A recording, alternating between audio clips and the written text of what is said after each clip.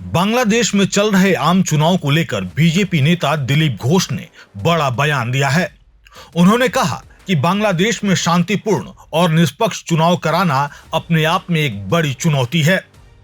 दिलीप घोष ने कहा कि बांग्लादेश के आम लोग शांति और विकास चाहते हैं। उन्होंने कहा कि एक पड़ोसी देश होने के नाते भारत भी यही चाहता है कि बांग्लादेश में एक स्थिर और मजबूत सरकार बने, लेकिन मौजूदा हालात में वहां शांतिपूर्ण तरीके से चुनाव कराना बहुत कठिन काम है। दिलीप घोष ने कहा कि उन्हें उम्मीद है कि बांग्लादेश में चुनाव सही तरीके से पूरे होंगे, वहां सरकार बनेगी और देश में राजनीतिक स्थिरता आएगी। उन्होंने यह भी कहा कि बांग्लादेश की जनता की सबसे बड़ी इच्छा शांति और विकास है और वही इच्छा भारत की भी है।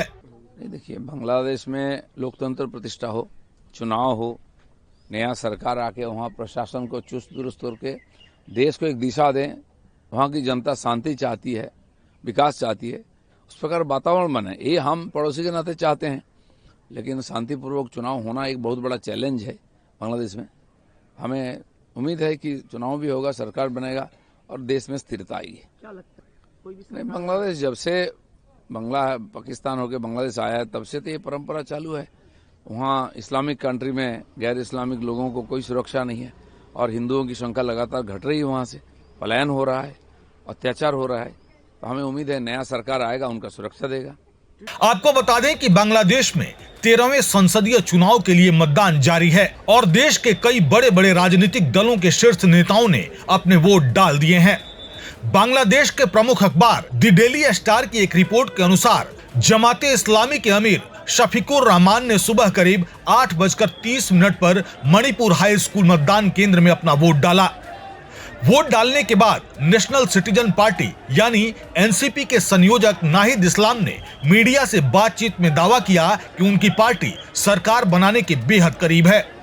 उन्होंने आम लोगों से अपील की कि वे बिना किसी डर के अपने नजदीकी मतदान केंद्र में जाकर वोट करें।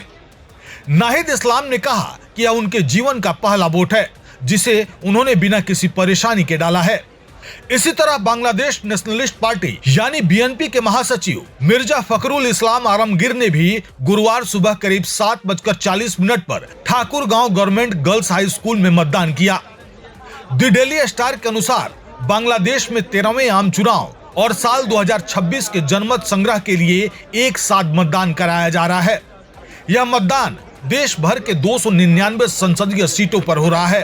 वोटिंग का समय सुबह 7:30 से लेकर शाम 4:30 तक तय किया गया है और इस दौरान कोई ब्रेक नहीं रखा गया है।